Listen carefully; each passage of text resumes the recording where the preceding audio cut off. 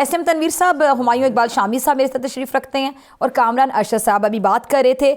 हम बात करें इकॉनमी के हवाले से कि जो भी आता है वो दावा करता है कि जी 2 साल में दूध शहद की नहरें बहा दी जाएंगी, हम इस ग्रोथ तक पहुंच जाएंगे, एक्सपेक्टेशंस होती हैं, एक रोड मैप भी होता है जी, हमारी प्रायोरिटीज़ में ये चीज़ें हैं। लेकिन जब हम अचीव करने की बात करते हैं, अचीवमेंट की बात करते हैं, तो अक्सर ये कहा जा रहा होता है जी पुराने जो थे हमसे पहले वाले वो इतने मसाइल खड़े करके चले गए तो हम तो उसको भी ठीक करने में लगे हुए थे तो अगले इलेक्शन आ गए। तो ऐसा ही क्यों किया जाता है? कि आपको लगता है कि हमारी प्लानिंग में कोई कमज़ोरी होती है, या जो टीम वर्क होता है वो सही नहीं होता है, मुशीरों की इतनी बड़ी तादाद होती है जो गाइड करने के लिए होते हैं, जिनकी एक्सपर्टीज़ इस चीज़ में है, जो एक्सपर्ट हैं उस सब्जेक्ट में, वो मशवरे नहीं सही दे पा रहे होते हैं, या मशवरे सही दे पा रहे होते हैं, हम उन मशवरों को इम्प्लीमेंट नहीं कर पा रहे होते हैं। निग्लिजेंस कहाँ पर नज़र आती है?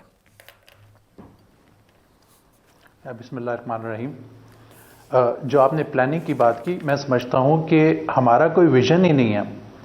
दुनिया में तो लोग, आप सऊदी अरेबिया जाएं तो अपने विजन 2030 की बात कर रहे हैं। हमें अपना 10 साल, 20 साल, 30 साल, 50 साल एक प्लान बनाना चाहिए। उस प्लान के ऊपर फिर हम पूरे की पूरी कौम को फोकस हो जाना चाहिए। इशू हमारे यहाँ ये आता है कि हम, जो एक हुकूमत आती है, एक प्लान करती है, अच्छा काम करे या बुरा काम करे, जब दूसरी आती है तो वो कहती है हर चीज उसने बुराई कर दी। ऐसे नहीं होता। हर हुकूमत को अच्छाई भी करती है, उसको लेके आगे चलना चाहिए। वो अच्छा काम हम छोड़ देते हैं और हम बुराई पकड़ लेते हैं और फिर हम जीरो से शुरू करते हैं। 78 साल हो गए हैं इस मुल्क को आज़ाद हुए हुए, और हम जो नई हुकूमत आती है उसको जीरो से लेके शुरू करती है। तो ऐसे नहीं होता। इन्हें चाहिए इंडस्ट्रियल पॉलिसी बनाए, इन्हें चाहिए इकोनॉमिक पॉलिसी बनाए, 10 साल 20 साल एक प्लान बनाए जिस पे हम सब मिलकर काम करें और उस टारगेट को अचीव करें। ठीक है। तो अभी सर आप कितने नंबर देंगे अभी जो हुकूमत की परफॉर्मेंस है, क्योंकि आप बिजनेसमैन भी हैं, पैटर्न इन चीफ FPCCI, आप बड़ी गहरी नज़र रखते हैं मईशत पे, इकॉनमी पे, तो आप कितने नंबर देंगे मेरिट पे? हुकूमत ने जो अपने टारगेट सेट किए थे, मैं अभी प्रोग्राम के आगाज़ में आपके ज्वाइन करने से पहले वज़ीर-ए-आज़म की तकरीर को मैंशन कर रही थी, जो नेशनल रेगुलेटरी रिफॉर्म्स की इफ्तिताई तकरीब में प्राइम मिनिस्टर साहब के अल्फाज थे कि जी अब हम बड़े इत्मीनान में हैं, बड़ा इत्मीनान है कि हम मुआशी बहरान से निकल चुके हैं। देखिए, नंबर तो कौम देगी। आप भी तो कौम की, सर आप भी कौम की नुमाइंदगी कर रहे हैं ना। जी जी। मिनिस्टर साहब, जो फाइनेंस मिनिस्टर साहब बात कर रहे हैं, जब इन्होंने हुकूमत टेक ओवर की उस वक्त 320 या 325 रुपए का डॉलर था, जो आज 285 या 280 के ऊपर आ गया। ठीक है। बैंक इंटरेस्ट 22% था, आज ये 10.5% पे आ गया है। ये इस बात का क्रेडिट ले रहे हैं और ये यही कहते हैं कि IMF का भी जो प्रोग्राम है वो 1.5 साल का और रह गया, जून 2027 में खत्म हो जाएगा। अब आप आज की बात करें, इस वक्त हाईएस्ट अनएम्प्लॉयमेंट रेट हो चुका है। बच्चे पाकिस्तान से बाहर जा रहे हैं क्योंकि यहाँ रोजगार नहीं है। इस वक्त इंडस्ट्री, इस वक्त अभी कामरान अरशद साहब बात कर रहे थे, 140 यूनिट तो पिछले 1.5 साल में टेक्सटाइल के बंद हो चुके हैं। तो इतनी, देखिए ना, 2.55% हमारे मुल्क में ग्रोथ रेशियो है। 16,000 बच्चा रोज का पैदा हो रहा है।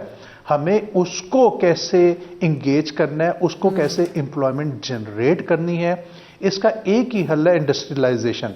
इंडस्ट्रियलाइजेशन होगी, उनको रोजगार मिलेगा, वो पॉजिटिव कामों में लगेंगे। अगर आप नहीं होती तो आप कुछ भी नहीं कर सकते। प्लस आप एक और चीज देखें ना, आपका GDP का साइज क्या है पाकिस्तान का? 412 बिलियन डॉलर। इंडिया तो 4 ट्रिलियन डॉलर है, चाइना 19 ट्रिलियन डॉलर है, USA 29 ट्रिलियन डॉलर है। हम कहीं पर भी नहीं है। उसके लिए जब तक हम कुछ प्लानिंग नहीं करते, सीरियसली सर जोड़ के नहीं बैठते, हम आपस में एक दूसरे को क्रिटिसाइज कर रहे हैं। ये हमारा मुल्क है, बहुत अच्छा मुल्क है, इसको आगे जाना है और इंशाल्लाह जाके भी रहेगा, बट हमें प्लान करने की जरूरत है।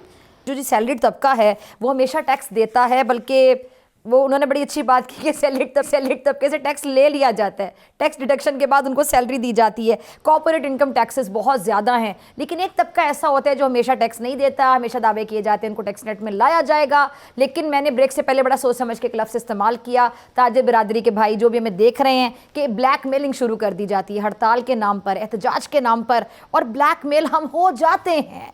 तो सर आप कैसे देखते हैं SM तनवीर साहब? जो मयूर साहब ने बात की, वो कह रहे हैं कि 45 to 55% टैक्स है। इसमें अगर आप डिविडेंड पे भी टैक्स शामिल कर देंगे ना तो ये 64% टैक्स हो जाता है। और जो लोग टैक्स दे रहे हैं, मैं उससे बिल्कुल 100% एग्री करता हूं, उसको हम ज्यादा से ज्यादा दबाते जा रहे हैं। आप देखें ना, जितनी मल्टीनेशनल कंपनीज हैं वो पाकिस्तान से छोड़ के जा रही हैं, वो पाकिस्तान में नहीं इन्वेस्ट कर रही। हर रोज हम एक न्यूज सुन रहे हैं कि फलाना चला गया, फलाना चला गया। हमें चाहिए कि टैक्स को ठीक करें, और जो लोग नहीं दे रहे उसको टैक्स में लेकर आए, टैक्स नेट में लेकर आए। हम तो एक ही बात बोलते हैं, बट जो चल रहा है उसको खुदारा अगर आपने इस तरह से मारना शुरू कर दिया, वो बंद हो रहे हैं। टैक्स है, आप बिजली की प्राइस बात कर लें, इतनी महंगी बिजली है यहाँ पर। ये बिजली का सिस्टम इतना खतरनाक है, मुझे तो लगता है इसने पूरे मुल्क का बेड़ा गर्क कर देना है। इतना खतरनाक बिजली का सिस्टम है। इंटरेस्ट अभी गवर्नमेंट ने कम किया, मैं उसको अप्रिशिएट कर रहा हूं, बट उनको भी वक्त के साथ साथ फर्दर और नीचे लाना चाहिए। सीपीआई इंडेक्स आपका 6% है तो उसको 7% कर लें। ये इतना ज्यादा इंटरेस्ट रखकर भी गवर्नमेंट इस वक्त 2 ट्रिलियन रुपए जाया कर रही है सालाना, जो गवर्नमेंट एक्स्ट्रा इंटरेस्ट पे कर रही है। तो ये चीजें हैं जो रिफॉर्म्स की बात करते हैं हम लोग बार बार, जब तक इनको ठीक नहीं करेंगे ना एंड में टैक्स मिलेगा। आप ले लें, जो चल रही इंडस्ट्री बंद होती जाएगी, लेके दिखा दें टैक्स। और जो सैलरी पेशा लोगों की आपने बात की, वो बिल्कुल एट सोर्स उनको काट लिया जाता है। बट ये भी जो उसमें 65% लोग हैं वो इंडस्ट्री से रिलेटेड है, वो इंडस्ट्री में काम कर रहे हैं, वो टैक्स आ रहे हैं वहां से। आप इंडस्ट्री बंद कर दें, हर चीज खत्म हो जाएगी। इस वक्त हमारा मेन फोकस होना चाहिए इंडस्ट्री को कैसे चलाना है, एम्प्लॉयमेंट कैसे जनरेट करनी है, और हमारे यंगस्टर्स और लोगों को इस मुल्क में कैसे रिटेन करना है पाकिस्तान में। अच्छा, मैं आपसे आपके सवाल में से एक सवाल मेरे जहन में आया, फिर मैं आपकी तरफ आती हूँ। कामरान साहब, एम्प्लॉयमेंट के बारे में आपने बात की, लोगों को रोज़गार के मौके कैसे फराहम करें, ज़रा आसान अल्फाज में आप समझा दें कैसे करने हैं फराहम। जी देखें, जो तनवीर साहब ने बात की, ये मैं ऐसे तनवीर साहब से पूछना चाहती थी। कामरान साहब, 1 मिनट, उन्होंने कहा ना कि रोजगार के मौके कैसे फराहम करने चाहिए, एम्प्लॉयमेंट के हवाले से बात की। मैं उन्हीं से जरा समझना चाह रही थी कि कैसे वो होंगे प्रोवाइड, क्योंकि हमारे यहाँ तो वही जो मैंने बात की कि करीम जो है हमारी, जो पढ़ लिख जाते हैं, इंजीनियर बन जाते हैं, डॉक्टर बन जाते हैं, वो बाहर चले जाते हैं, वहाँ पे सर्विसेज देते हैं, ठीक है, वहाँ से पैसे आते हैं, रेमिटेंस आती है, हम उतने में खुश हो जाते हैं, और होना भी चाहिए हमें खुश। लेकिन क्या ही बात हो कि हमारे मुल्क में हमारा एसेट है ना, तो हमें सर्व करें। एसएम तनवीर साहब, इसका एक ही हल है, इंडस्ट्रियलाइजेशन और इंडस्ट्रियलाइजेशन। इसके अलावा कोई हल नहीं है। यही लोगों को एम्प्लॉयमेंट जनरेट करके देंगे, यही बेरोजगारी खत्म करेंगे। जो लोग हमारे बाहर जा रहे हैं, मैं आपसे ये भी एक डाटा शेयर करना चाहता हूँ, बहुत इंपॉर्टेंट है। $37 बिलियन हमारी फॉरेन रेमिटेंस आती है। अच्छा, 90 लाख पाकिस्तानी है जो बाहर पाकिस्तान काम कर रहा है। आप एवरेज लगा ले तो $315 एक पाकिस्तानी कमा रहा है। घर में जो फिलिपिनो काम कर रही है ना, जो सफाई करने वाली है, वो इस वक्त $600 ले रही है। आप देखें तो हम किस क्वालिटी की एजुकेशन यहां पे दे रहे हैं। कोई सरकारी स्कूल में किसी का बच्चा जा रहा है, वो जो सरकारी स्कूल में जा रहा है वो क्या वो कामयाब हो रहा है? कोई सरकारी हॉस्पिटल में जाना चाह रहा है? देखें, हर चीज में खराबी हुई है यहाँ पर। हमें बहुत मेहनत की जरूरत है। ये रिफॉर्म्स की जो मैं बात कर रहा हूं, अगर हम सही तरीके से चलें, यही बच्चा जो एवरेज $600 कमा ले, $74 बिलियन आता है, ये तो मुल्क ठीक हो जाएगा हमारा, मगर कोई फोकस नहीं है हमारा इस पे।